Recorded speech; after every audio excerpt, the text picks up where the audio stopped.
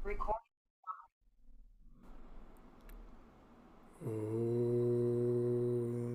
तव कथामृतं तप्तजीवनं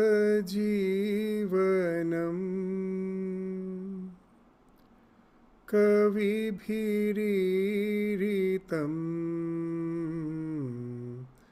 कल्मषापहम्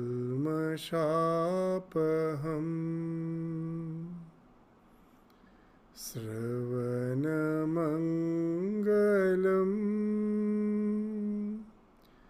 श्रीमदाततं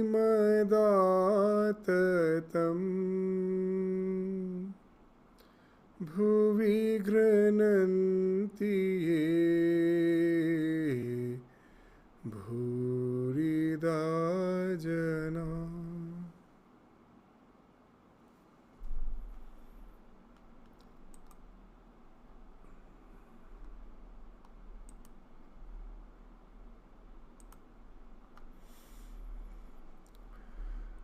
The Gospel of Sri Ramakrishna with the devotees at Dakshineshwar. The master was very happy to see a musician who had come with the devotees from Belghoria. Some time before, Sri Ramakrishna had gone into an ecstatic mood on hearing his devotional music. At the master's request, the musician sang a few songs, one of which described the awakening of the Kundalini and the six centers. Awake, mother, awake, how long thou hast been asleep in the lotus of the Muladhara. Fulfill thy secret function, mother. Rise to the 1,000-petal lotus within the head, where mighty Shiva has his dwelling.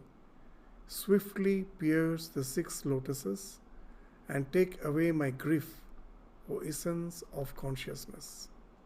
Master, the song speaks of the Kundalinis passing through the 6 centers.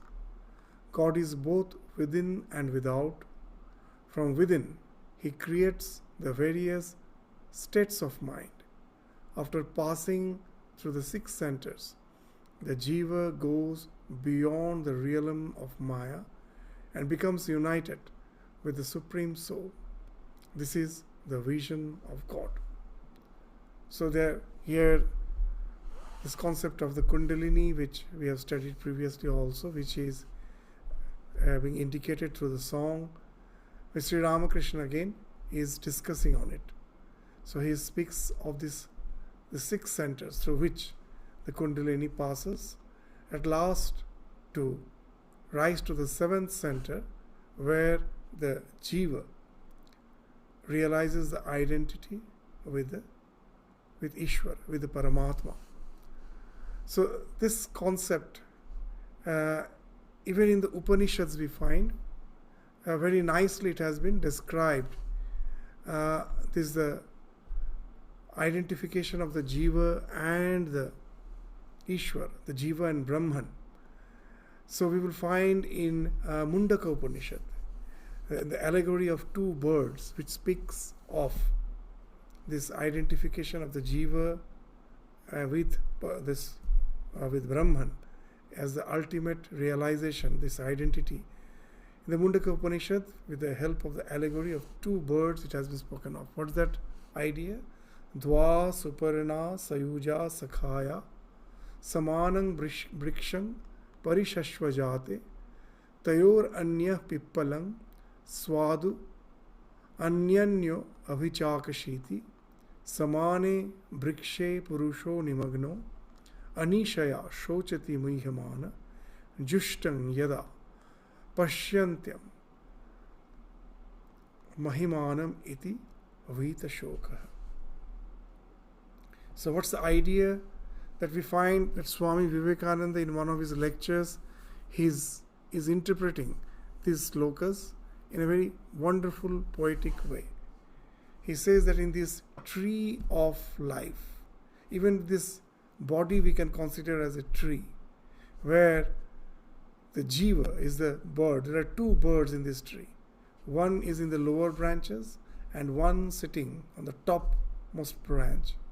The bird which is sitting on the topmost branch is always silent, quiet, majestic. It has no needs, it has no wants, it is just sitting there silently in its own majesty. It is established.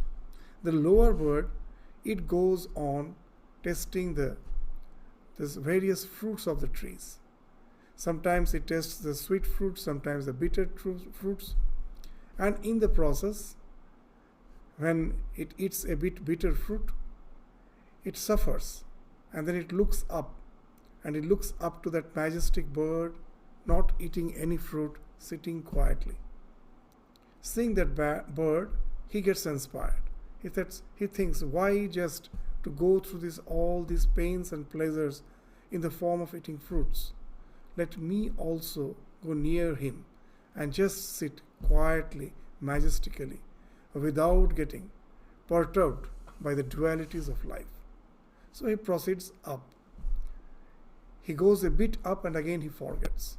And again he gets engaged in eating these fruits from the tree, the sweet and the bitter fruits. And again, a bitter fruit makes him remind of the upper bird. This suffering makes him remind of the upper bird. He looks and again he proceeds. And as he proceeds nearer and nearer, what we find?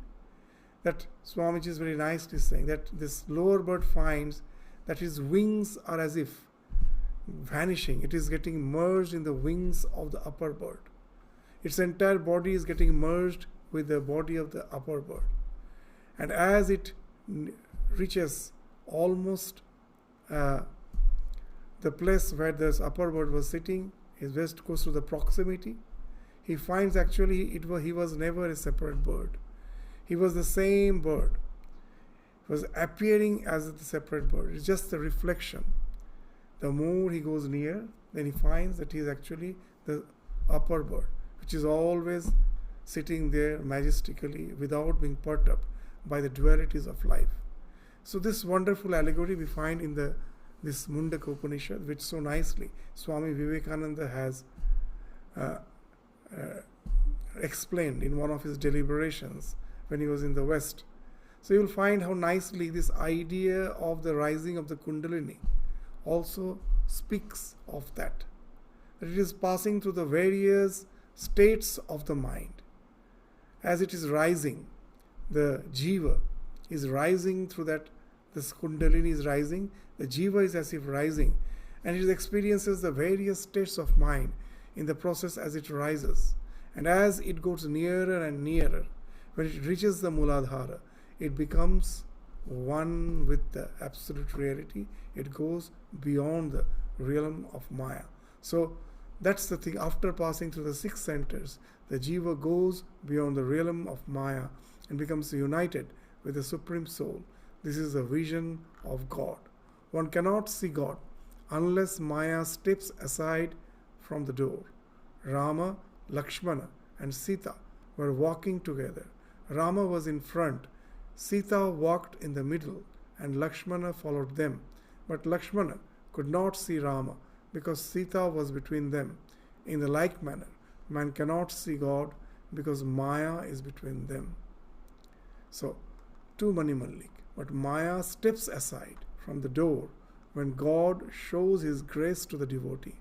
When the visitor stands before the doorkeeper says to the master, "Sir, command us, and we shall let him pass." So in this story, that what Sri Ramakrishna is mentioning, that the Maya steps aside from the door when God shows his grace. So God is, the devotee is, and Maya is separating this God and the devotee. And then who is the doorkeeper? So Sri Ramakrishna in this allegory is not specifically mentioning that who is the doorkeeper. The doorkeeper is actually the ego. The ego is the doorkeeper.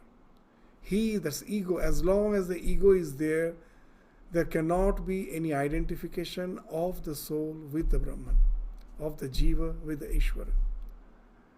So how to get rid of the ego? For a devotee, that too happens by God's grace. when he is wholeheartedly seeking the blessing of the divine, then the divine here, as if that here in this example, Sri Ramakrishna is saying, by the God's command, the doorkeeper at last steps aside and allows the person to meet him, to enter, to meet him, to be identified with him.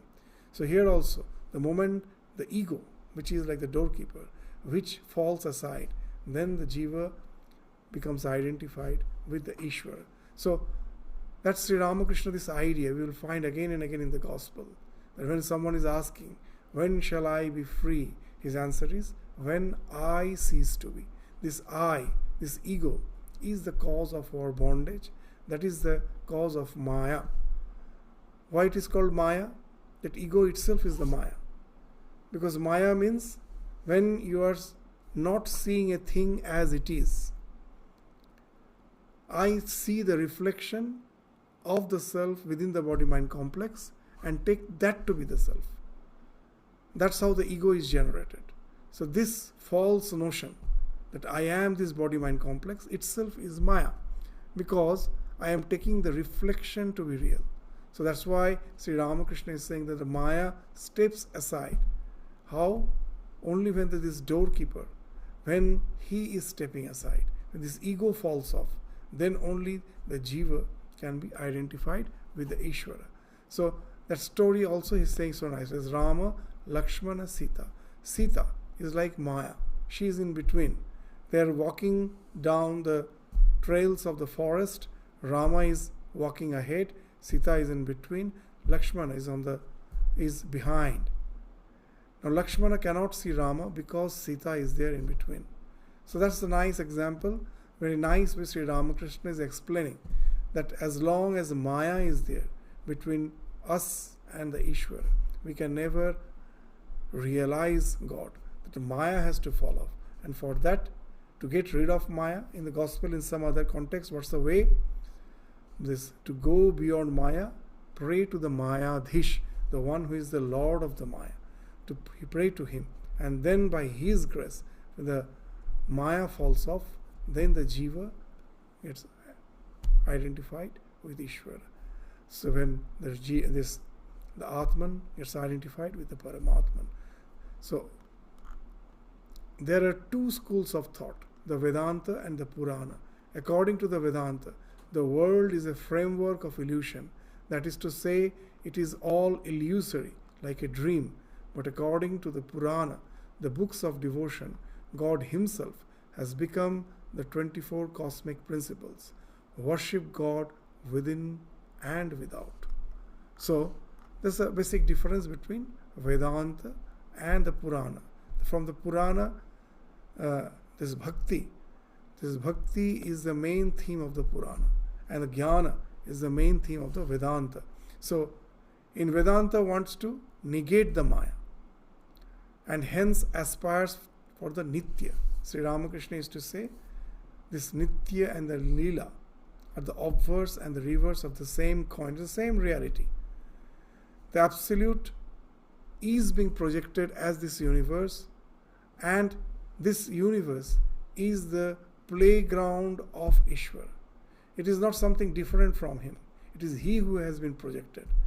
The Jnani thinks that because of Maya this projection has happened. That is fact.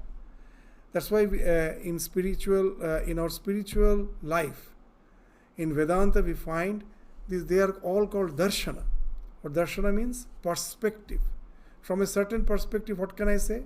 That yes, this world is a projection of the ultimate reality, and this projection is something, nothing but the Maya. It is appearing.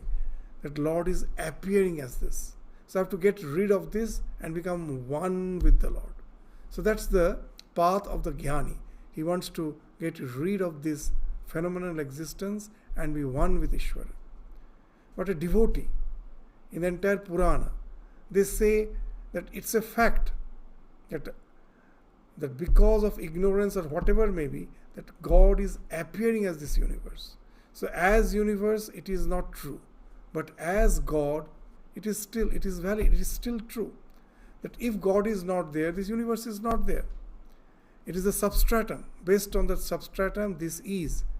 So if I can relate to this world, not as world, but as God. In all my interactions, I am actually interacting with the God, this world which is this God which is being projected as this world. So there is no question of getting rid of the world. Just change your paradigm. That instead of thinking the world to be something apart from the Lord, something a duality, think of it as the Lord and Lord alone, which is appearing as this God, as this world. And then your entire life can become a worship, an interaction with the divine. So that's what Sri Ramakrishna is indicating. That the Purana accepts Maya as Daivi Shakti. It is the Lord's power. And hence he aspires for Leela. So this is the difference in their attitude. The same truth from two different paradigms, they're looking at it. As a result, what happens? For a devotee, he need not have to reject anything. He can accept everything. He can accept everything only with a changed paradigm. That's what Sri Ramakrishna is indicating. What he's saying, there are two schools of thought, the Vedanta and the Purana. According to Vedanta, this world is a framework of illusion, that is to say, it is all illusory like a dream. But according to Purana, the books of devotion, God himself has become the 24 cosmic principles. Worship God both within and without. So when you are meditating, trying to contemplate within, by forgetting the world, and when you go to that realization speaks of the ultimate reality. You open your eyes, Vyutthan, you come out from your meditation, and then you realize the same thing which is realized within is being projected as without. So there is no question of rejection. It is only a question of change of your attitude. No more I relate to the world from the sensate plane. I relate it as the divine, as a worship of the divine. So for such a person, the entire life becomes a worship. He becomes a 24/7 spiritual practitioner. There is nothing so-called secular and spiritual. There is no such separation for that. There is no such watertight compartment. Everything becomes spiritual. Nothing is secular for such a person. As long as God keeps the awareness of I in us, so long do sense objects exist. And we cannot very well speak of the world as a dream. There's fire in the hearth. Therefore the rice and pulse and potatoes and the other vegetables jump about in the pot. They jump about as if to say, we are here, we are jumping. This body is the pot. The mind and intelligence are the water. The object of the senses are the rice, potatoes and other vegetables. The I consciousness identified with the senses say, I am jumping about. And Satchidananda is the fire.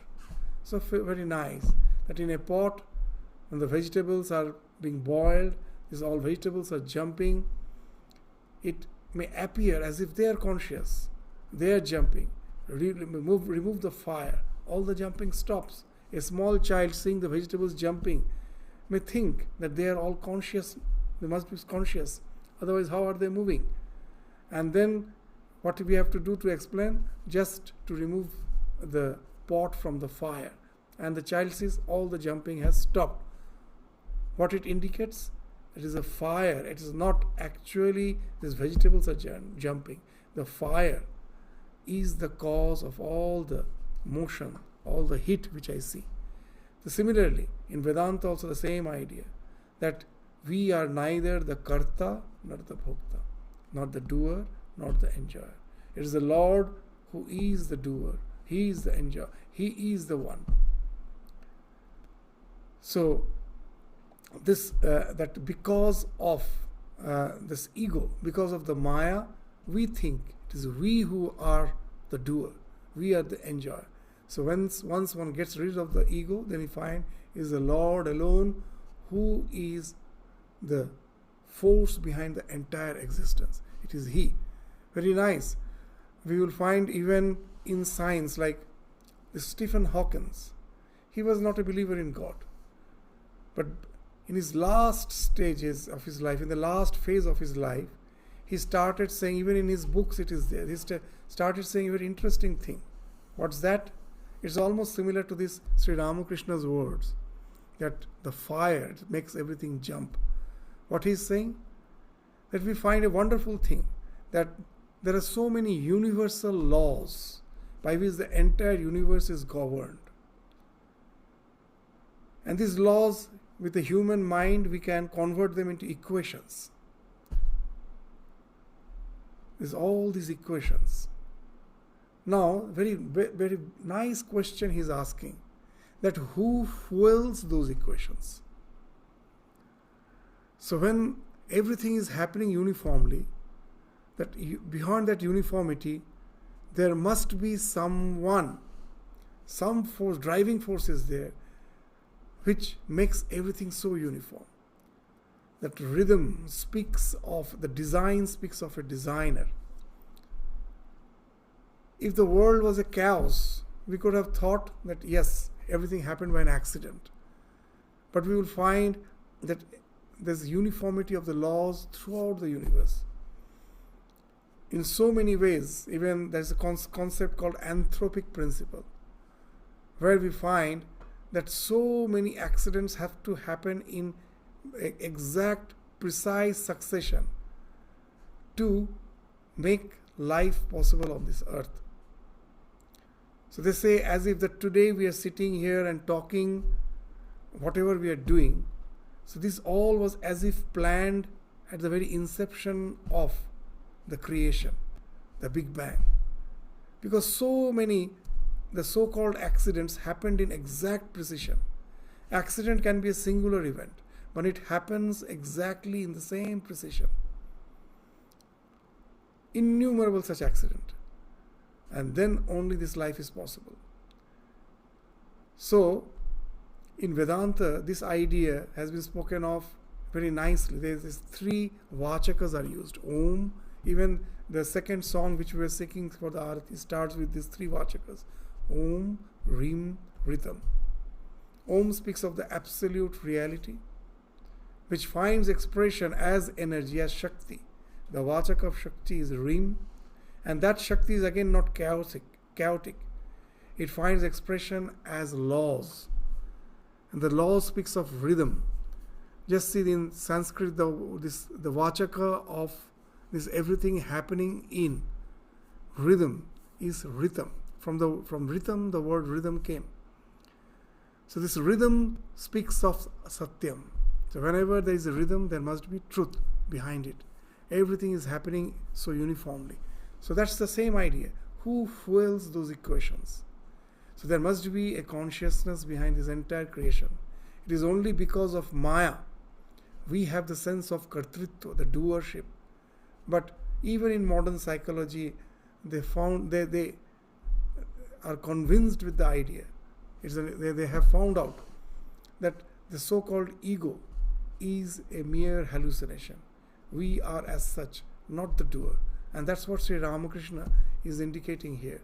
That as long as God keeps the awareness of I, it is He who has kept that awareness of I.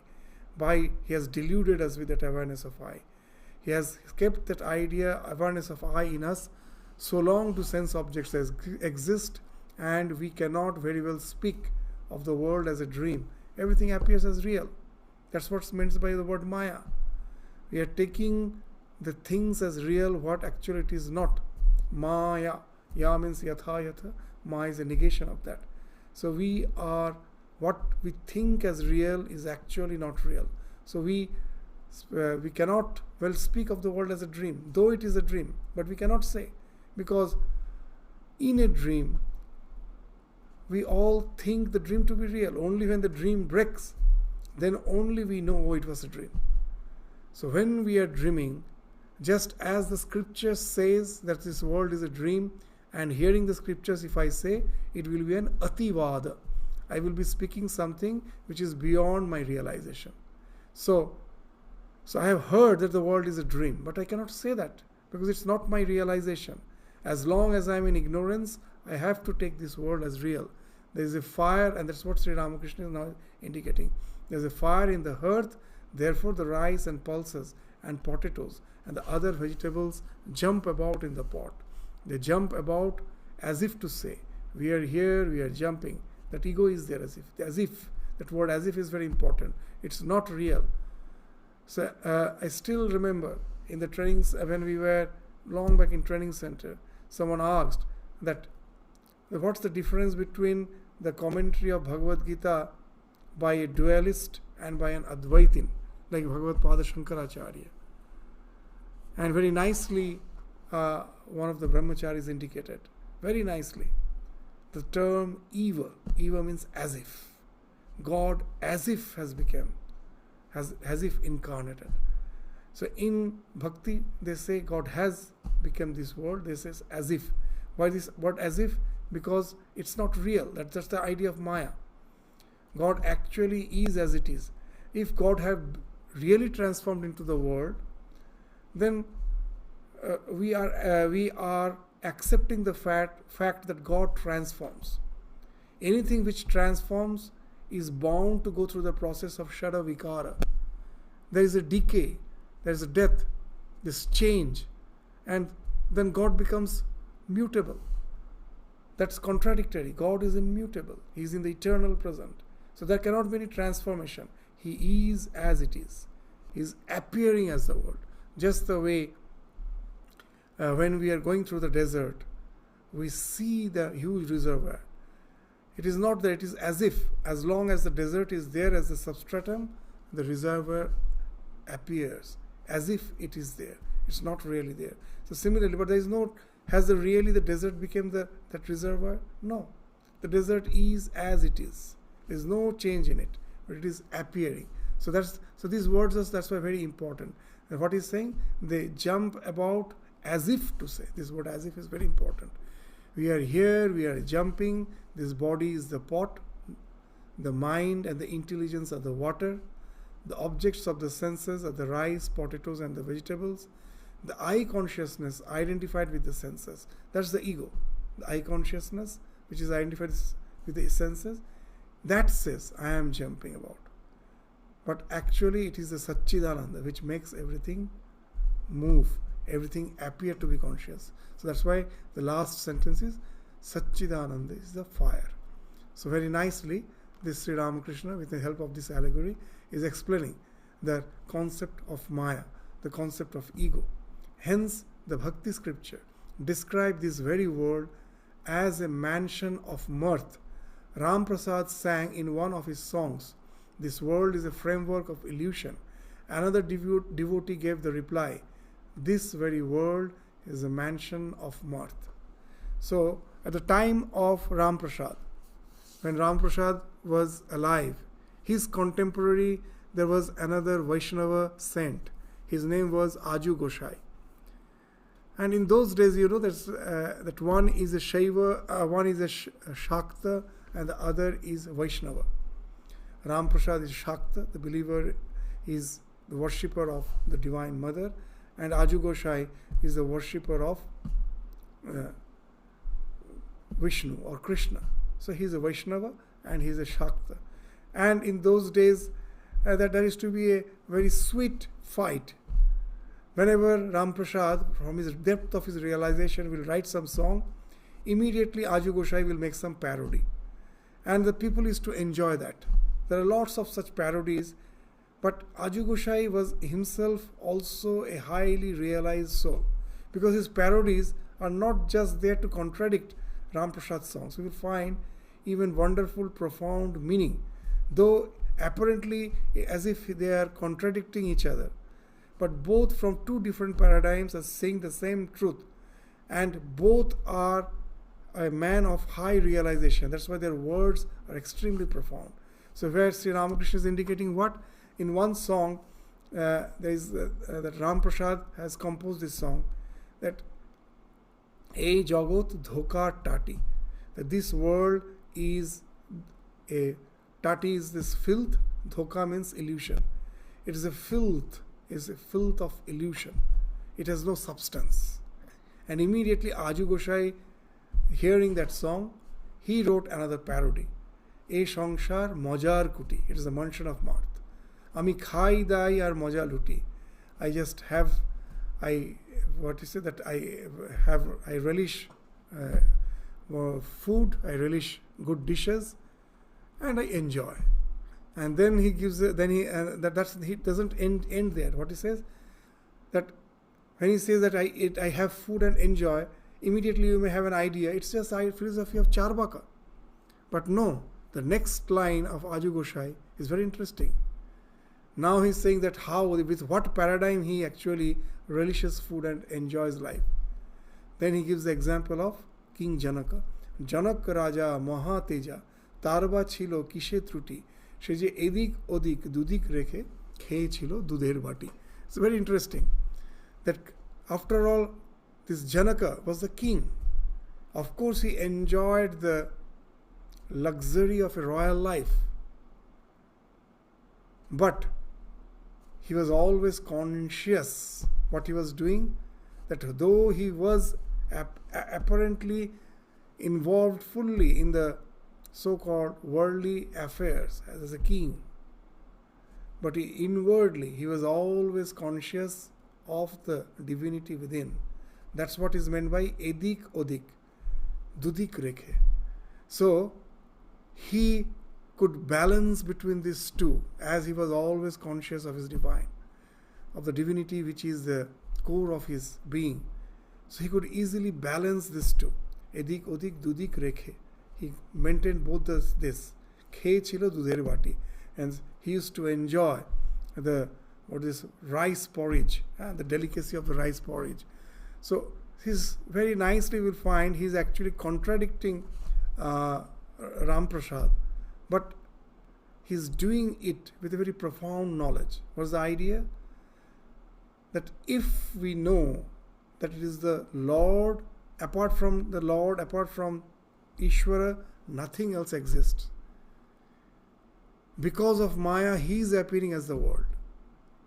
Now, if you can see the Lord in the world, then there is no need to simply renounce it as a filth. You can be there interacting with it, but at the same time not get affected by its dualities, because you are always aware that it is a consciousness, and consciousness alone is the Lord alone which is appearing as the universe. So the dualities don't affect you, because you see the Lord and Lord alone in his existence, and seeing that you enjoy. Oh, how wonderfully the Lord is projecting himself as this world. So that way he enjoys seeing the Lord in his creation. He enjoys the world as the manifestation of the divine, as the vibhuti of the divine. So this Sri Ramakrishna here is indicating this very sweet quarrel between the Shakta and the Vaishnava. Ram Prasad is the Shakta and Aju Gosai is the Vaishnava. And then, as the saying goes, the devotee of Kali, free while living, is full of eternal bliss. Now, the previous that example may give an idea that a Shakta is more attuned to Advaita, as if that he considers the world as dhoka tati, as a filth, as a filth is illusion, is filth of illusion. So he doesn't rejects. But no, even for a Shakta, he can have a total the same type of attitude as a Vaishnava. And that's why he's again quoting from one of these songs, of one of the Shakta songs. What's that song? That the actual line is Kaliri Bhakto, this Jibon Mukto, Nityanandamaya. That's a wonderful line.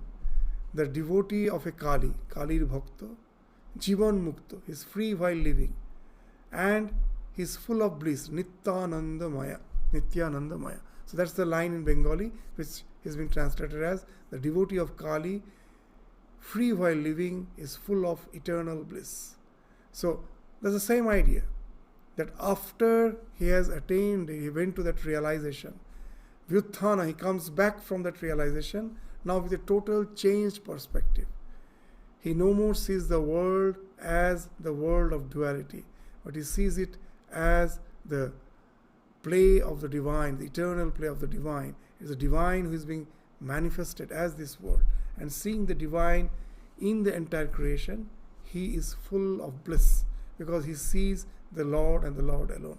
So Kalir Bhakta, Jivan Mukta, Niktanandamaya. The devotee of Kali, free while living, is full of eternal bliss. The Bhakta sees that he who is God has also become Maya. Again, he himself has become the universe and all its living beings.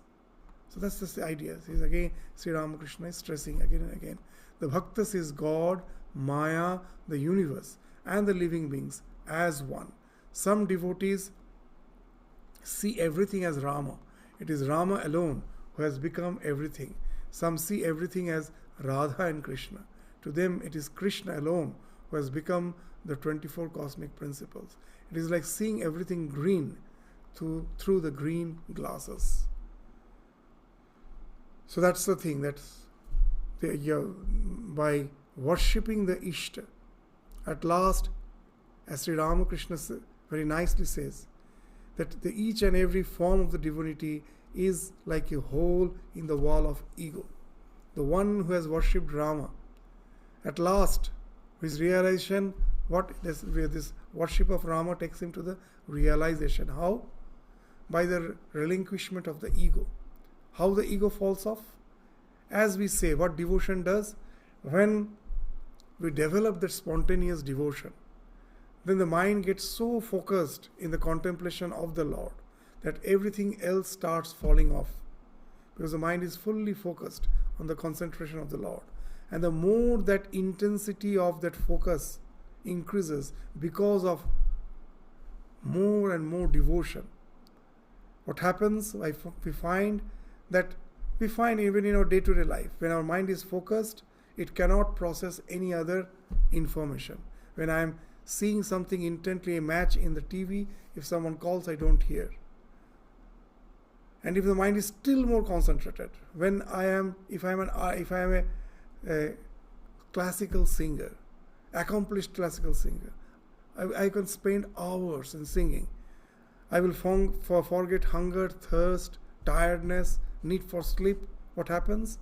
All these bodily feelings, they are like the biological alarm. They are also not registered by the mind, because the mind is so focused on what you are doing. But the last thing to fall off is the ego. That holds on to our mind. A small portion of our mind is always holding to that ego. That is something basal. There's a remnant. But when the mind becomes full of devotion, and because of devotion it becomes so concentrated, that at last that ego also is taken away. So then what happens? I started with the visualization. That visualization where in the mind I was visualizing. It was like chiseling the concept of the divinity in the wall of ego. It is I who was meditating. In that wall of ego, I was chiseling the form of the divine. And at last, what has happened? When the meditation became so intense that the ego has fallen. So I've created a hole in the wall of ego.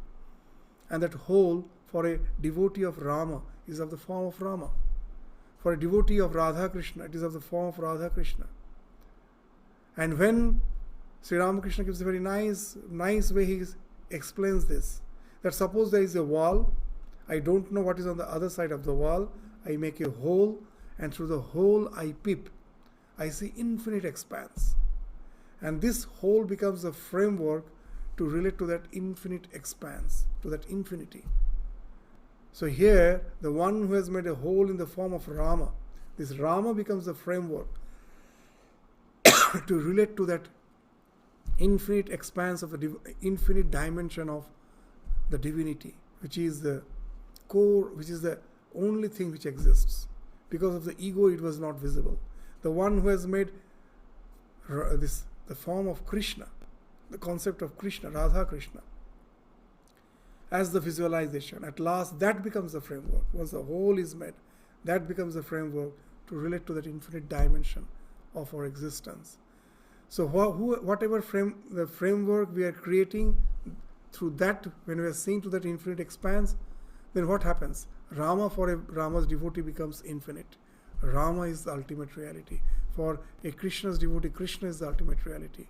And as they are seeing through that framework, everything appears that and that alone. So that through this framework. So that's what she is saying, that when you come down from the realization, then what happens? You're as if you see your Lord in each and every point of this creation. The entire creation becomes pervaded by the Lord and Lord alone. So it is as good as that Advaitic realization. We find even in Chaitanya Charitamrita. That's what Sri Chaitanya Mahaprabhu is saying. What he's saying, the Jatra Jatra Netra Pore, Tatra Tatra Krishna Spore. That wherever my eye falls, I see Krishna popping up from there, blooming up from there, manifesting from there. Sri Ramakrishna also says the same thing, that I see the world. How he sees it? That just in the rainy season, the way the entire grass field is drenched with water, I see the entire world drenched with consciousness. So when you come down from the realization, that's what you see. No more you see the world as world. You see it as the consciousness and consciousness alone, or as your Ishta, the object, the divinity, the form of the divinity, the concept of divinity holding on to which you went to the realization. That becomes your vision.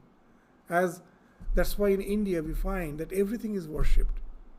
There's the river, the trees, the stone, everything is worshipped. In Kashi there is a very famous saying, Kashi ke har kankar hai bhole shankar.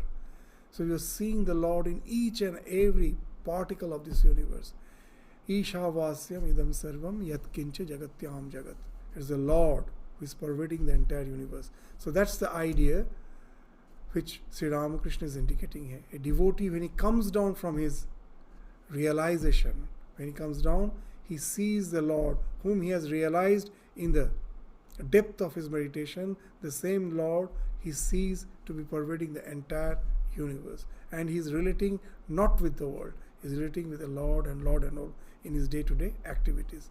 So, but the Bhakti scriptures admit that the manifestations of power are different in different beings. It is Rama who has become everything, no doubt, but he manifests himself more in some than in others. There is one kind of manifestation of Rama in the incarnation of God and another in man. So everything is Rama, but the way it manifestation is different. As Swami Vivekananda gives a very nice example, that I can see everything with my eyes, but I cannot see my own face. To see my own face, I need a mirror. The Lord is Satchidananda Swarupa, but He Himself, to know His own nature, creates this entire universe like a mirror. Now when I want to see my face, if I am standing in front of a lake whose water is murky, it's full of dirt, full of pollutants, then what happens? As the water is not clear, I somehow see the outline of my of my form. I just see the outline, and I'm not satisfied. I want to see a better reflection of mine. So here, my reflection is not manifesting the real me. It is just the outline. So therefore, that's what I do. I go and in search of a much more clearer reflecting object. So then most probably I just come near a lake which is water is clean. I see a much better reflection, but still I am not satisfied. It's a bit hazy, and with the ripples of the water, the image also is getting distorted. So I something is not moving at all. Then I get something, a shining metal. The reflection is much better. And then I get a mirror, but it's full of dust, or its surface is not smooth or plain. So I see my reflection, but still it's distorted. And at last I get the mirror, a very plain mirror, clean. I see my reflection as if I am seeing me as it is. And then I am satisfied. So similarly, the Lord is in the incarnation. In the incarnation, it is just like in the reflection in the mirror. And in others, the same Lord is being reflected.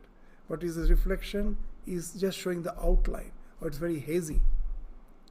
It is the same Lord who is reflected in this world of name and form, but his manifestation is not same. So, in essence, he only exists. But in this, all the difference is in the manifestation. So that's what Sri Ramakrishna is saying. That it is the same Lord which is being manifested as the universe, but that by the difference in the manifestation, not in essence. In essence, it is the same.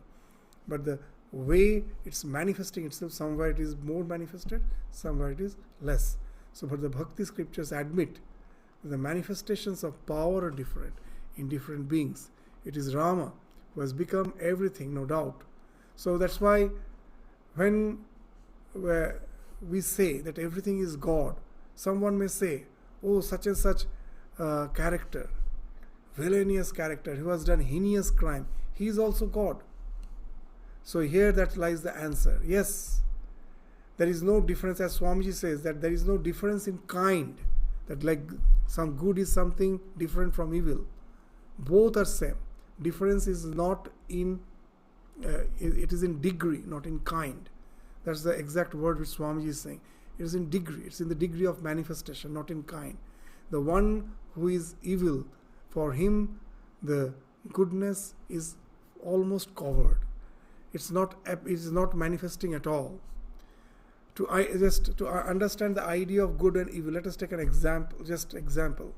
That what actually, that a person doing all the acts of crime, in what way I can say that he is also good, only manifestation is less? Let us try to understand this idea from the psychological point of view. Let us take the example of Swami Vivekananda, that our mind is like a lake.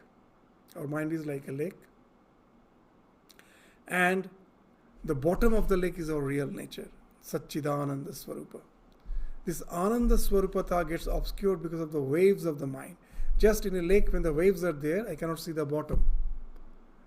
Similarly, all our thoughts, all our desires, they're like the waves on the surface of the mind. And that's why this Ananda Swarupata is getting obscured.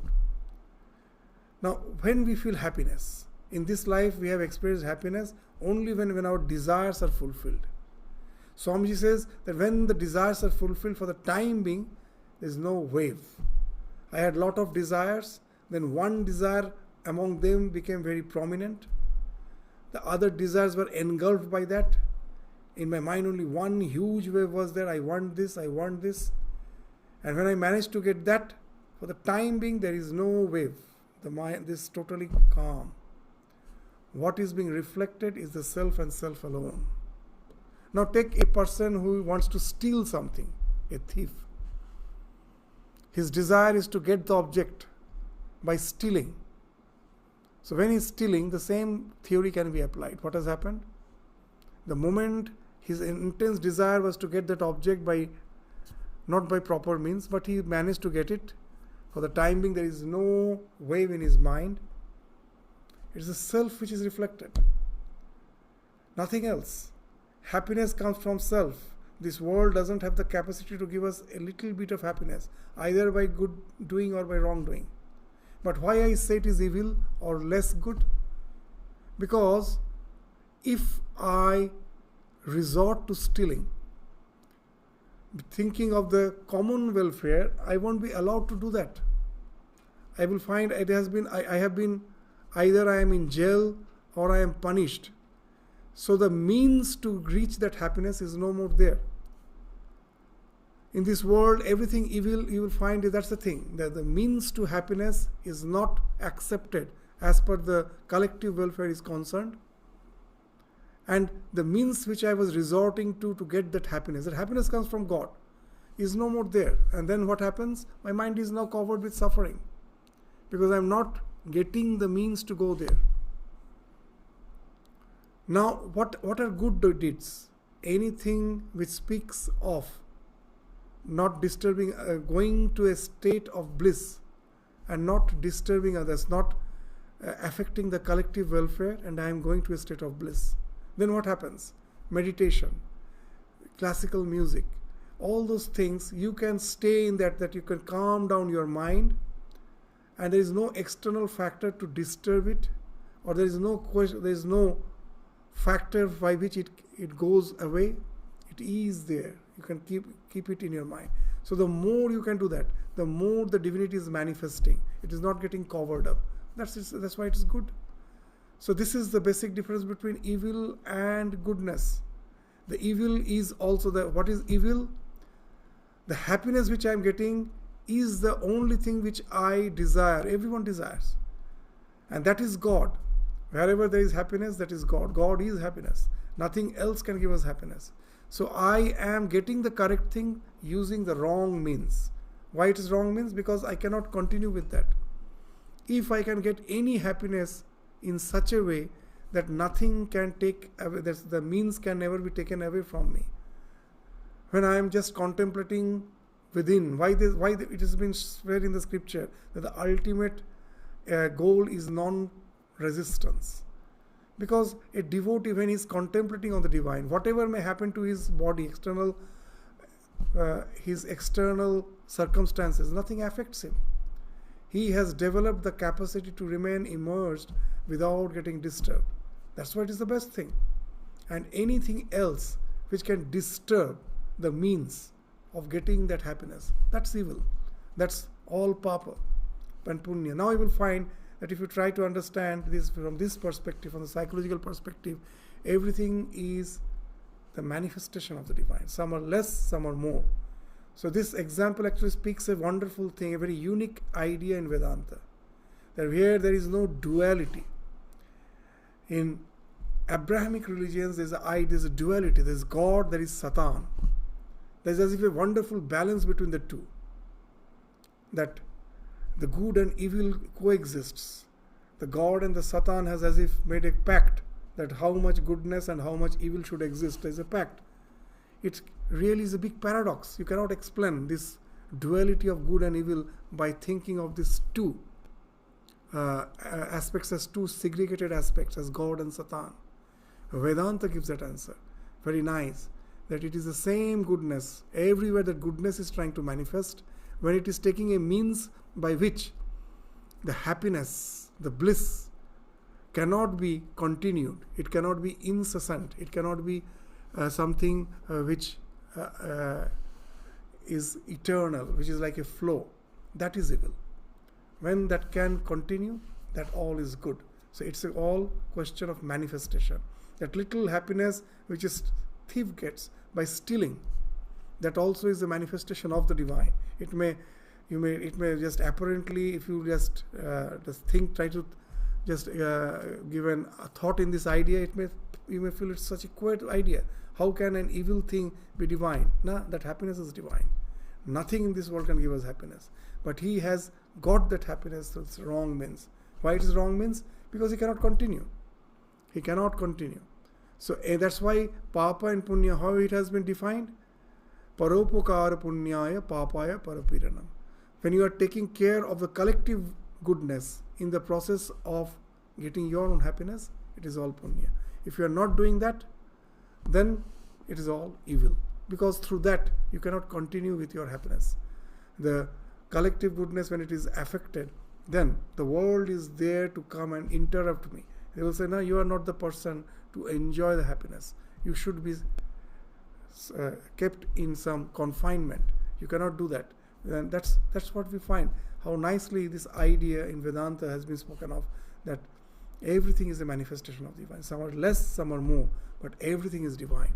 So even the evil is divine, but it is a lesser manifestation.